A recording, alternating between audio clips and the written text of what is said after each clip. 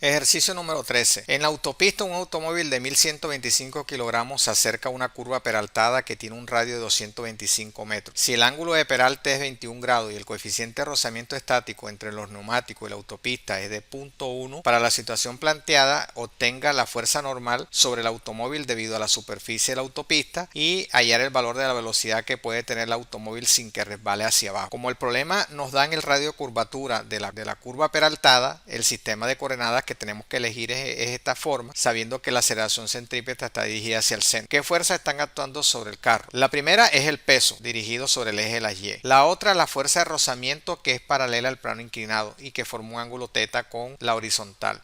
Y la fuerza de rozamiento, como es perpendicular a la normal, por lo tanto la normal formaría un ángulo con el eje de las Y. Las fuerzas centrípetas son las componentes de las fuerzas que están a lo largo del eje de las X. En este caso consideremos positiva la que van hacia la derecha. ¿Cuál es esta ecuación del movimiento? Tenemos que describir las componentes tanto en X como en Y la componente en X sería n seno de θ positiva y la componente de la fuerza de rozamiento, que es contraria a la fuerza centrípeta, es negativa. Y por último, esa sumatoria de la fuerza es igual a masa por aceleración centrípeta, sabiendo que esta es igual a b cuadrado sobre r. Ahí tengo una ecuación con dos incógnitas, que es la normal y la velocidad del auto. Otra ecuación se obtiene con la sumatoria de la fuerza en Y, teniendo en cuenta que las componentes en Y hacia arriba son positivas y las hacia abajo son negativas. Por lo tanto, la componente en Y de la normal es n coseno de θ y la fuerza de rozamiento es n mu sub s por seno de θ, y esto tiene que equilibrarse con el peso. Ahí tenemos dos ecuaciones con dos incógnitas, que son la normal y la velocidad. De la ecuación número 2 despejo la normal y la reemplazo en 1. Este proceso algebraico usted tiene que hacerlo. Al reemplazarlo, nótese que la velocidad se cancela, la masa de la partícula se cancela, en este caso del auto. Podemos determinar la velocidad, que me representaría la velocidad mínima que se requiere para que el auto no deslice hacia abajo. Esta expresión también la puedo dividir arriba y abajo por coseno y darle una estructura mucho más elegante, que es la que está dado por la expresión que aparece ahí abajo resaltada. Usted tiene que verificar que eso se cumple. Al dividir la ecuación anterior, el radical entre coseno en el numerador y en el denominador, y se obtiene esa expresión ahí. La parte B del problema tiene una variante. Vamos a hacer lo mismo, pero en este caso vamos a hallar la velocidad que puede tener el auto sin que resbale hacia arriba. ¿En qué cambia en esta situación? Que la fuerza de rozamiento está dirigida hacia abajo. Las ecuaciones son exactamente las mismas. Nótese que las componentes en X de la normal y la fuerza de rozamiento ambas son positivas y están dirigidas hacia la derecha, y ahí está resaltado la sumatoria de la fuerza en X. Lo mismo la sumatoria de la fuerza en Y, teniendo en cuenta que las hacia arriba son positivas y las hacia abajo son negativas. De estas ecuaciones 1 y 2 resaltadas ahí, podemos despejar la normal de la ecuación 2 y reemplazarlo en 1. Este proceso algebraico usted debe verificarlo, que se cumple, y nótese que en esta última expresión podemos despejar, cancelar el peso del auto, y nos da como resultado que la velocidad máxima está dado por esa expresión. La diferencia en la anterior es que se cambia en el signo. En el numerador ahora es positivo y en el denominador ahora es negativo. Por lo tanto, esta expresión también podemos darle esta forma, mucho más simplificada aún.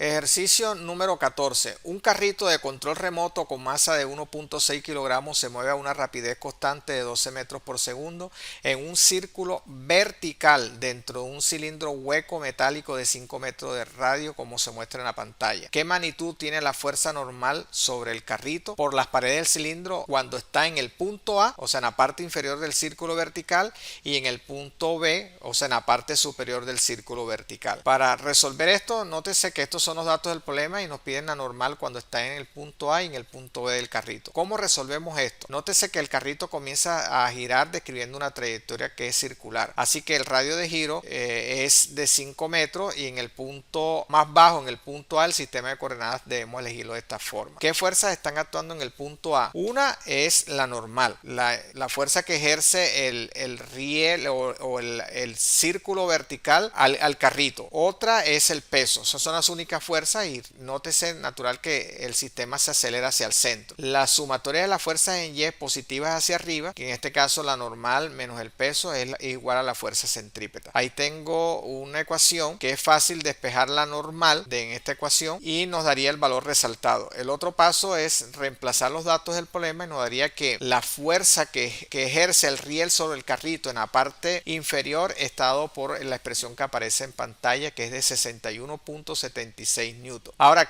¿cómo calculamos la normal cuando está en la parte superior del carrito? El sistema de coordenadas lo elijo de esa forma, el eje Y lo oriento en la dirección del radio, que la fuerza que están actuando sobre el punto más alto es el peso y la fuerza normal está dirigido en este caso hacia arriba. La fuerza centrípeta es la suma de esas dos. La normal en B más el peso es igual a la fuerza centrípeta. Aquí es fácil despejar la normal y usted tiene que llegar que la normal en el punto más alto está dado por esta expresión. Nótese que cuando usted reemplace los datos del problema era de esperarse que la normal en el punto más bajo es mayor que en el punto más alto.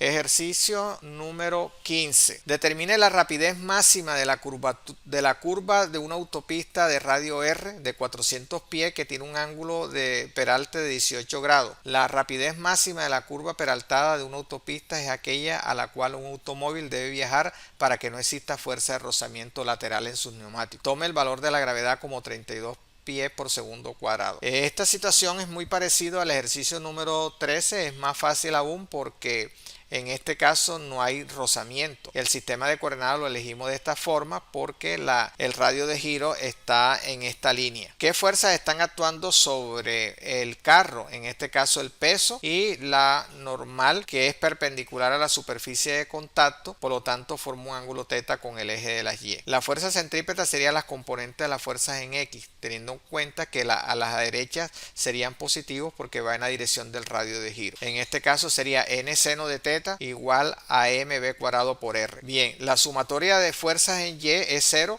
porque la partícula está moviéndose en un plano horizontal. En este caso sería n coseno de θ, debe equilibrarse con el peso que va hacia abajo, que es negativo, igual a 0. Ahí tengo un conjunto de ecuaciones que debemos resolverla. De la ecuación número 2 despejo la normal y usted la reemplaza en 1 y debe obtener como resultado que la velocidad mínima que se requiere para mantener el auto en esa posición moviéndose sobre esa curva peraltada está dado por esa expresión. Al reemplazar los datos del problema, teniendo en cuenta que estamos trabajando en el sistema inglés y la gravedad es 32.2 pies por segundo cuadrado, nos da que la velocidad máxima que se requiere es de 64.691 pies por segundo.